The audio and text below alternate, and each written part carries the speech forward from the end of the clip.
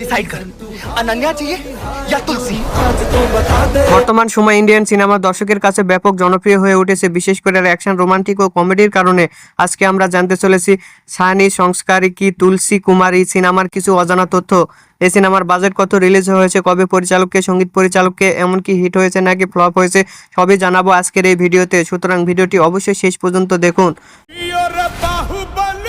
अनन्या की favourite film है बाहुबली, इसीलिए मैं उसे बाहुबली स्टाइल में प्रपोज करने वाला हूँ। প্রথমে আসি পরিচালকের কাছে। এটি পরিচালনা করেছেন শশাঙ্ক খৈতান এবং মিউজিকে আছেন জন স্টুয়ার্ট অ্যাদোরি।